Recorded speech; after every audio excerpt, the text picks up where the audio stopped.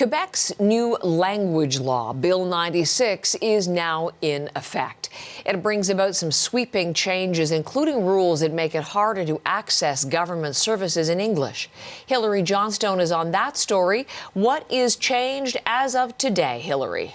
Well, Heather, it's a bit of a long list, really. And as you say, a lot of this is aimed at government services, which will now be offered mostly in French. And the whole idea here, the reason why this was brought in, and today is the one-year anniversary of this bill receiving royal assent, was to protect the French language. But since then, there has been a lot of controversy. There have been protests. There have been charter challenges as well. But if we go through some of what's going to come into effect today, so yes, government services are going to be offered in French only, except for what are often called historic Anglophones. And in the past, Quebec's Premier François Legault has described the historic Anglophone community in Quebec as being those people who learned English in English schools throughout Canada.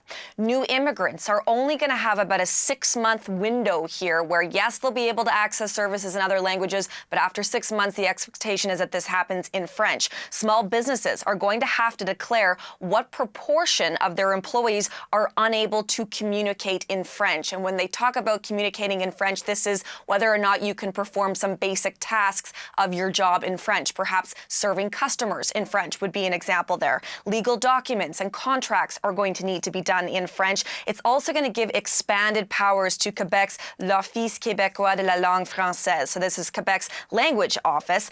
Healthcare services, though, are going to be exempt. That is something that we've heard from the province in the past little while, that they do say that healthcare services will be exempt. But yes, this has drawn up a lot of criticism, whether you're talking about international students, for example, who may want to come to Quebec to study, but then perhaps want to stay there longer term. What's it going to mean for a province that is currently experiencing a labor shortage? Daycares, for example, are one area where there is a labor shortage at this point. What's it going to mean for those small businesses as well? So a lot of questions here, Heather, and there are some challenges, legal challenges, that are still working their way through the courts at this point.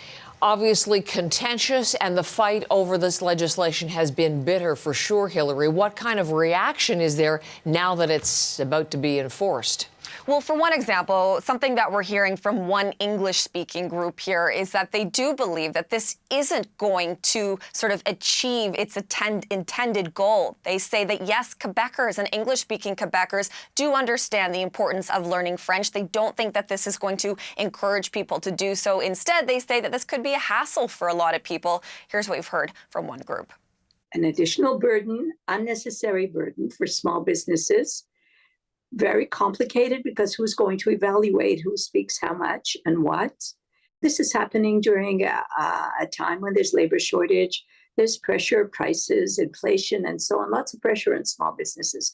And this is an issue not just for English-speaking community, but for all of Quebec economy and society. And small businesses, of course, Heather, that's someone else who we're hearing from at this point. Here's what we heard from one chef. One of our fears is that it's going to make hiring people more difficult, because I think a lot of small businesses now are struggling with labor shortage, and the fact that immigrants now have 6 months when they get to Quebec, that all communication has to be in French with them. When they want to come to the country, Quebec is going to ask them how good their French is, and I think it's just going to make stuff harder for us to find employees. So, Heather, like we say, this is still making its way, some of these challenges through the courts, but the Quebec government does maintain that the reason that they are doing this is to protect the French language within the province. Hilary Johnstone, thank you very much. Thank you.